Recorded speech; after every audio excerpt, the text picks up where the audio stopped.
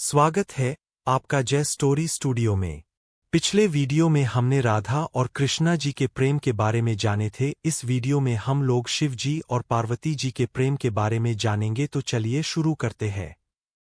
क्या प्रेम सिर्फ दो लोगों के बीच होता है, या प्रेम वह शक्ति है जिससे पूरी सृष्टि जन्म लेती है? अगर शिव मौन है तो पार्वती उनकी आवाज है। अगर शिव शून्य है तो पार्वती ही उस शून्य की चेतना है। जब कुछ भी नहीं था, न समय, न दिशा, न जीवन, तब सिर्फ एक ऊर्जा थी। वह ऊर्जा दो भागों में नहीं थी, वह एक ही थी। उसी ऊर्जा का एक पक्ष था शिव और दूसरा शक्ति। वे अलग नहीं थे, पर अलग होकर ही सृष्टि को जन्म देना था। समय के साथ शक्ति ने जन्म लिया।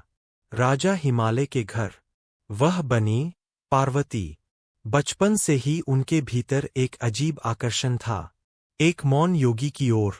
वह योगी थे भगवान शिव, जिन्हें संसार से कोई मतलब नहीं था।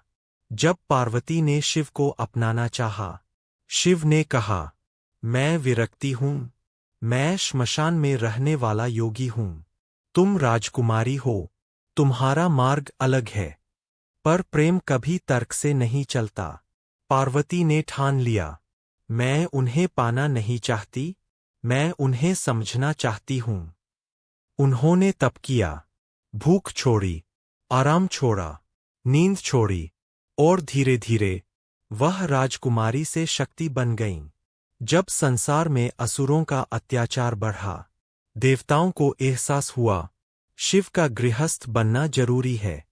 तभी जन्म होगा उस शक्ति का जो संतुलन बनाए रखे। शिव ने पार्वती की परीक्षा ली। वह भेष बदलकर आए और स्वयं शिव की बुराई करने लगे। पर पार्वती ने कहा, जिसे तुम दोष कह रहे हो वही उनकी महानता है। उस दिन शिव मुस्कुराए। उनका विवाह सिर्फ दो व्यक्तियों का नहीं था, वह था चेतना और ऊर्जा का मिलन, मौन और अभिव्यक्ति का मिलन।